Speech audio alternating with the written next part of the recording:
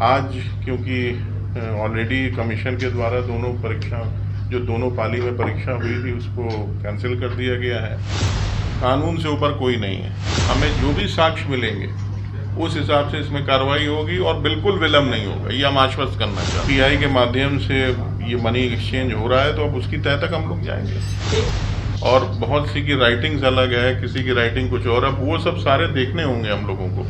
हम लोगों ने अभी प्रारंभ में कम से कम एक सेंट्रल टीम हमारी है जो सारी चीज़ों को देखेगी, सीनियर ऑफिसर्स के लेवल पे होगी, क्योंकि ये तो इतना बड़ा इसका दायरा है कि हम ऐसे करेंगे तो बहुत बड़ा एक इसके लिए रिसोर्स जनरेट करना होगा। इसमें किसी तरह की कोई इलीगल तरीके से क्वेश्चन पेपर्स के आंसर निकालने का प्रयास हुआ है, कहीं का भी कनेक्शन होगा, आप आश्वस्त रहिए, हमारे अनुसंधान में ये कोई सीमा नहीं है।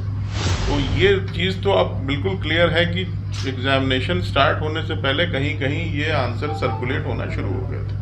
बिहार में सिपाही भर्ती परीक्षा का प्रश्न पत्र लीक हो जाने के बाद परीक्षा को स्थगित कर दिया गया है और इसी विषय को लेकर बिहार पुलिस मुख्यालय सरदार पटेल भवन में आर्थिक अपराध अनुसंधान इकाई के अपर महानिदेशक नैयर हसनैन खान ने प्रेस वार्ता को संबोधित किया। नमस्कार, मेरा नाम अनूप नारायण सिंह है और आप बिहार टॉक के डिजिटल न्यूज नेटवर्क को देख रहे हैं।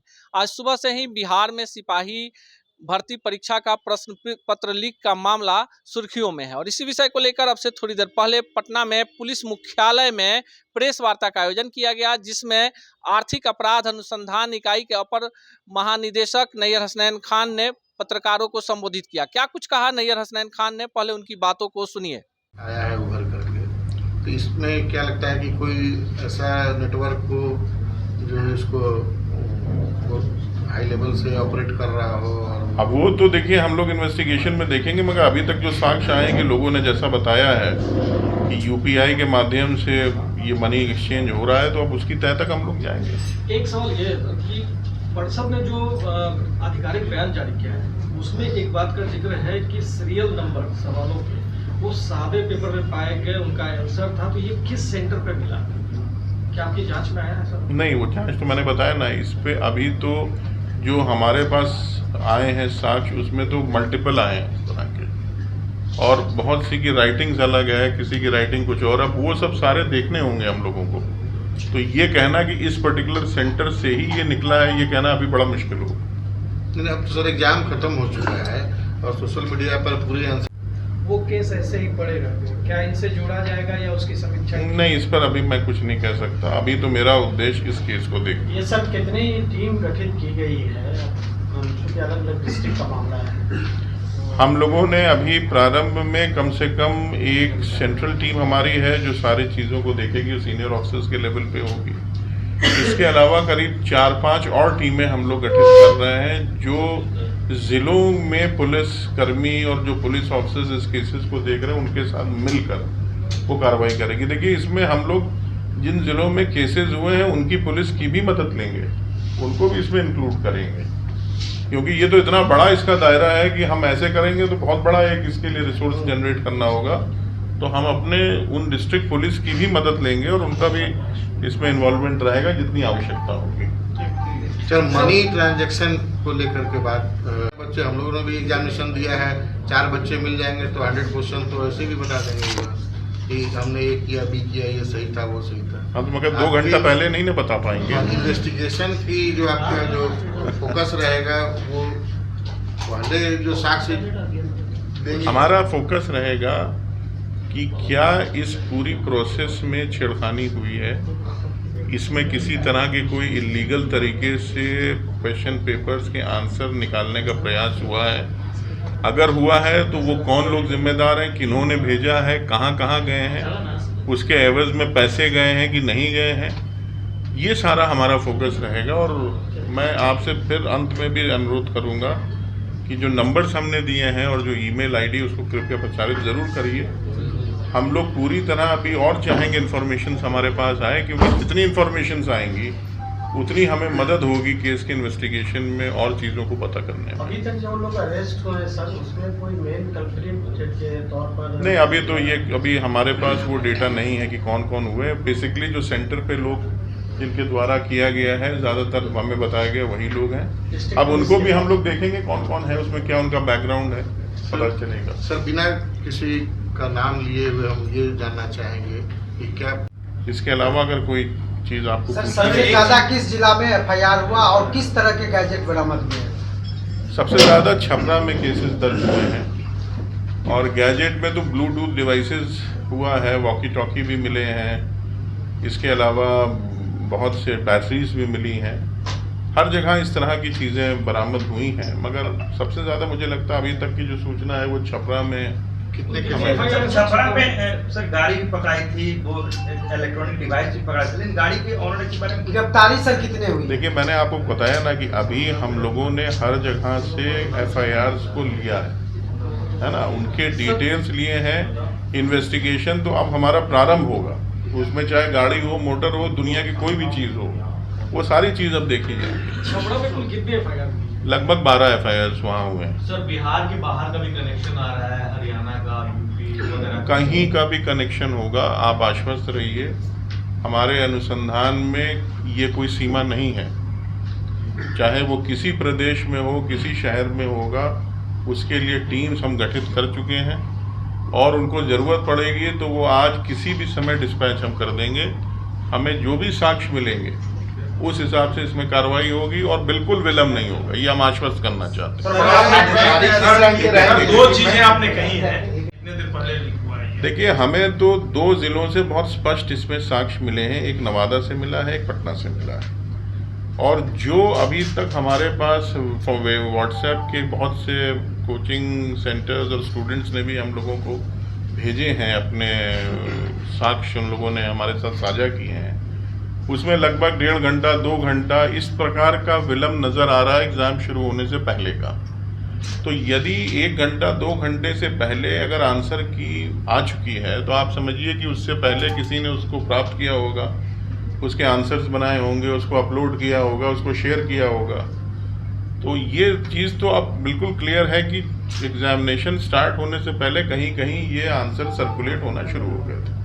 अब एक्चुअली कितने बजे कहाँ से लीक हुआ ये तो इन्वेस्टिगेशन में पता चलेगा।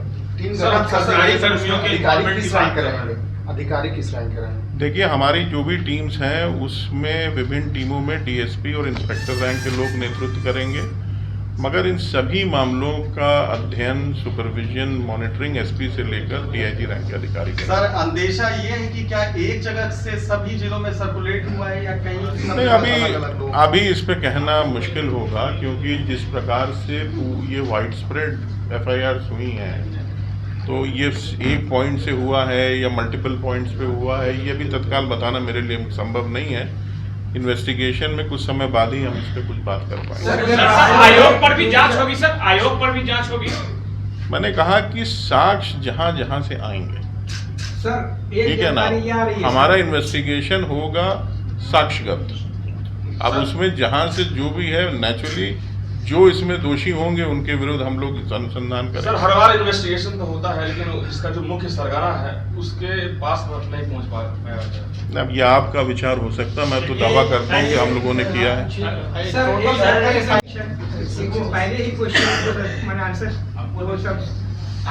देखिए, सूचनाएं बहुत आ रही हैं, हो सकता है वो सूचनाएं सही हो, हो सकता है सूचनाएं गलत भी हो, मगर हम लोगों को वही देखना है जिसके एविडेंस हमारे पास आ रहा है। और मैंने आपको पहले भी बताया कि हम बिल्कुल एविडेंस बेस्ड इन्वेस्टिगेशन करने वाली एजेंसी हैं।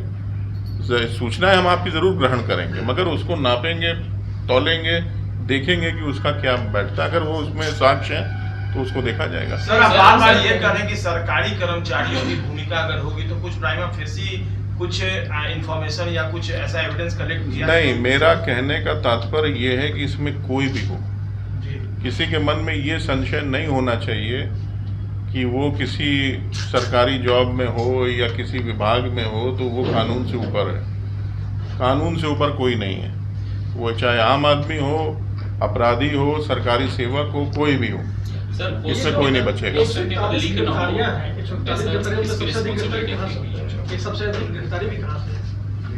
अब ये मुझे लगता है कि इसमें कई ज़िले हैं, अब एग्जैक्ट फिगर्स तो अभी देखिए आ भी रहे हैं। भोजपुर में भी काफ़ी गिरफ्तारी हुई है, पटना से हुई है, छपरा में हुई है, भोजपुर एसपी ने सर 48 बताया था। हाँ, तो मैंने बताया ना आपको, काफ़ी अभी इसमें गिरफ्तारियों की संख्या अलग अलग जगहों में अलग है। कितनी गिरफ्तारी? हाँ, आप कुछ पूछ रहे थे? हाँ प्लीज। मेरा सर क्वेश्चन था कि क्वेश्चन पेपर लीक न हो, वो मतलब किसकी रिस्पॉन्सिबिलिटी थी? नहीं, क्वेश्चन पेपर लीक होने का कोई प्रश्न ही नहीं होना चाहिए। देखिए, जो एजेंसी कंडक्ट कर रही है एग्जामिनेशन, वो तो उसका प्राइमरी फेसी रिस्पॉन्सिबिलिटी है फेयर और निष्पक्ष तरीके से जो इसमें प्रक्रिया है उसके तहत। मेरा सर सवाल था कि जैसे क्वेश्चन पेपर जैसे प्रिंटिंग प्रेस से चलता है और वो फिर जब एग्जाम सेंटर पे पहुंचता है तो उसके बीच मतलब एक चैनल होते हैं, वही चैनल तो हम लोग को देखने होती हैं, है। वही चैनल्स इन्वेस्टिगेशन में देखे जाएंगे। ये कड़ियां हैं जिनको स्टडी करना होगा। सर एक सवाल है सर, वो मिल रहा है सर, आंसर की जो है सर वो रियल क्वेश्चन से मिल रहा है, पूरा मैच कर रहा है, ये दावा किया जा रहा है, वो हम लोग अब देखेंगे उसकी। सर एक सवाल है कि गिरफ्तारियां एग्जाम के पहले हुई थी, कुछ गैजेट्स भी मिले थे और पहले भी जैसे बीपीएससी के एग्जाम हो उसमें पेपर लीक होता रहा है, तो क्या क्यों इनके पास ऐसा कोई इन्फॉर्मेशन नहीं थी कि ये भी पेपर लीक हो सकता है? आपके पास कोई ऐसा टीम नहीं आपने गठन किया? नहीं, देखिए, जहाँ तक कोई सूचना की बात इसमें नहीं होती है, किसी भी एग्जाम से पहले अब ये सूचना तो आती नहीं कि ये पेपर लीक होने वाला है। गैजेट्स, देखिए, एग्जामिनेशन बहुत होते हैं, हर कैटेगरी के एग्जामिनेशंस होते हैं, हर जगह पर इस प्रकार के गिरोह कभी कभी सक्रिय हो जाते हैं। अब जैसे ब्लूटूथ का यूज़ है, तो ब्लूटूथ का इस्तेमाल एक लोकलाइज्ड एरिया में भी हो सकता है। मान लीजिए किसी सेंटर को किसी ने कॉम्प्रोमाइज़ कर लिया हो और वहाँ उसको क्वेश्चन के पता चल गया हो पेपर डिस्ट्रीब्यूट होने के बाद, और उसने बता दिया हो बाहर कहीं भी किसी तरीके से। इस तरह के बहुत मामले आए हैं और इसमें कार्रवाई भी होती रहती है। मगर लीकेज एक अलग चीज़ है, ये एक किसी सेंटर रिलेटेड बात हो सकती है, मगर लीकेज का मतलब ये है कि एग्ज़ाम शुरू होने से पहले सबके पास अगर आंसर कीज उपलब्ध हो गई हैं तो वो तो बहुत गंभीर मामला है। यानी कहीं ना कहीं छेड़खानी हुई है, छेड़छाड़ हुई है प्रक्रिया के साथ, जो ड्यू प्रोसेस है उसमें कुछ ना कुछ गड़बड़ी हुई है। सर 2021 में गर्दनी बाग सिपाही बहाली का जब खिंचकन हुआ था तो गर्दनी बाग था बाद इस प्रकार के मीडिया से रिपोर्ट्स आने लगी कि इसमें अनियमितताएं हुई हैं और कुछ गड़बड़ी की शिकायतें आई। कुछ प्रिंट इलेक्ट्रॉनिक मीडिया के माध्यम से प्रश्न पत्र के आंसर कीज को फ्लैश किया गया और इस प्रकार का ये माहौल बना कि कुछ ना कुछ गड़बड़ इसमें हुआ है। तो इसकी सूचना जैसे ही सब तरफ फैली तो आर्थिक अपराध इकाई ने इसको स्वतः संज्ञान लिया इसमें, और हम लोगों ने इस मामले की जांच करना शुरू कर दी। सभी ज़िले के एसपी जहां से इस प्रकार की शिकायतों की सूचनाएं आई उनसे बात की गई और उनके यहाँ जो भी एफआईआर्स दर्ज हुई थी या कंप्लेंट्स आई थी उनके बारे में हम लोगों ने जानकारी ली, उनसे सारे डिटेल्स प्राप्त किए। बहुत जगह रिकवरीज भी हुआ था गैजेट्स का, आंसर शीट्स के जो चिट्स होती हैं उनकी, और इसके अलावा बहुत से मामले तो बिहार एग्जामिनेशन बोर्ड के वायलेशन में भी हुए थे। मगर जो मुख्य एफआईआर्स हुई थी जिसमें कुछ ना कुछ आपराधिक गिरोह का संगठित लग रहा था जिनका हाथ हो सकता है, उनकी जानकारी प्राप्त की गई। जानकारियों को प्राप्त करने के पश्चात इसका अध्ययन हम लोगों के द्वारा किया गया और इसमें ये निर्णय लिया गया कि आर्थिक अपराध इकाई इस प्रकार के जितने भी केसेस दर्ज हुए हैं उन सब का टेक ओवर हम लोग करेंगे, और जिन केसेस में इस प्रकार के साक्ष्य आ रहे हैं कि उसमें कोई संगठित गिरोह इन्वॉल्व है जिसके द्वारा अनियमितताएं के ज़रिए इस पूरी प्रोसेस को विशिएट किया गया है, जो एग्ज़ामिनेशन की स्पिरिट होती है उसके साथ खिलवाड़ और छेड़खानी की गई है, और बहुत से अच्छे और जो मेहनत करने वाले बच्चे उनके भविष्य के साथ भी एक प्रकार का ये छेड़खानी है, दुस्साहस है।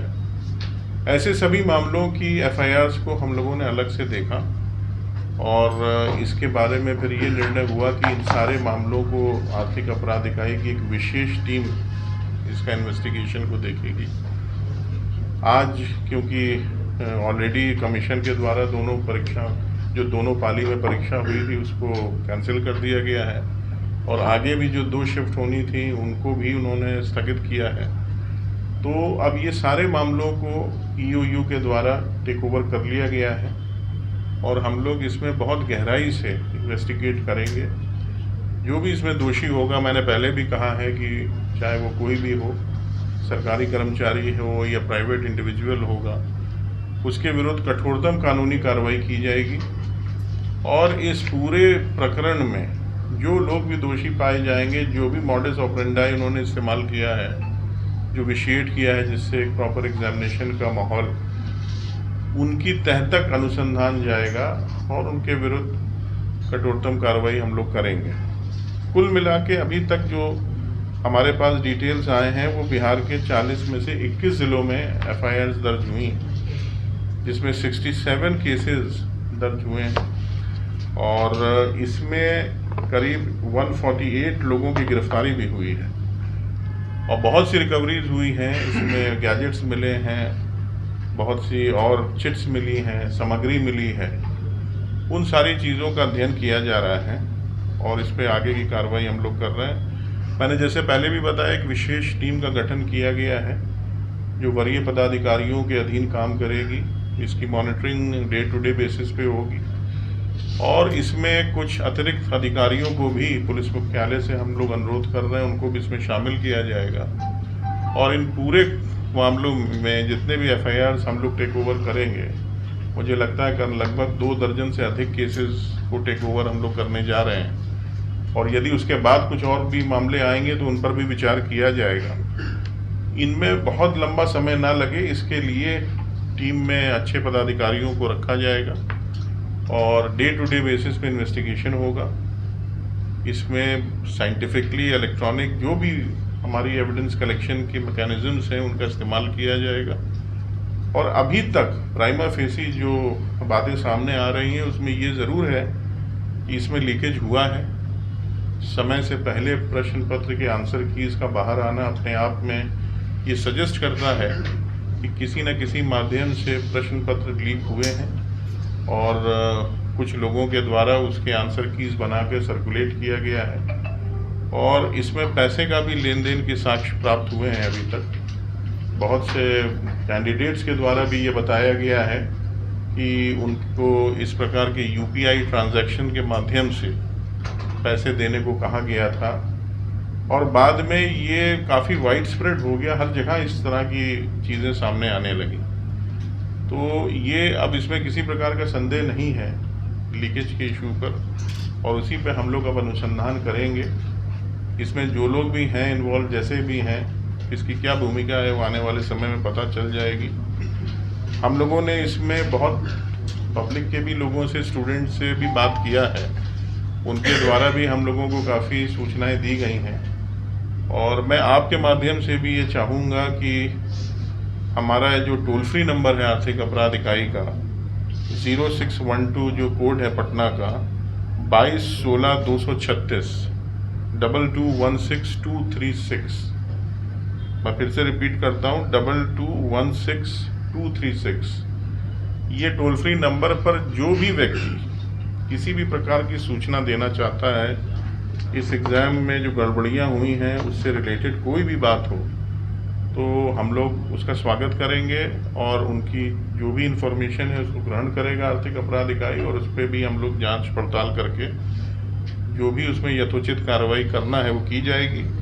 इसके अलावा हमारा ईमेल आईडी भी है जिस पर अपनी इंफॉर्मेशन या जो भी डिटेल्स उनको शेयर करना है पब्लिक कर सकती है। ये cybercell-bih@nic.in है। cybercell CYBERCELL cybercell-bih। तो आपने सुना कि नैयर हसनैन खान कह रहे हैं कि कई जगहों से ये शिकायत मिली थी कि प्रश्न पत्र लीक हुए थे और पुलिस लगातार इस पूरे मामले और जो लोग इसमें संलिप्त थे उन पर नज़र गड़ाई हुई थी और इसी कड़ी में पुलिस को जो क्लू मिले उस पर जांच आगे बढ़ाई गई और प्रश्न पत्र लीक का मामला सामने आया। उसके बाद इस पूरे परीक्षा को स्थगित कर दिया गया है और उसके बाद पुलिस लगातार ऐसे लोगों के खिलाफ कार्रवाई की तैयारी में है जो इस पूरे प्रकरण में संलिप्त है। तमाम खबरों के लिए बने रहें बिहार टॉक पे। ऐसे ही खबरों के लिए जुड़े रहिए बिहार टॉक से। यूट्यूब पर लाइक और सब्सक्राइब करें, बेल आइकन जरूर दबाएं। फेसबुक, ट्विटर और इंस्टा पर फॉलो करें। धन्यवाद।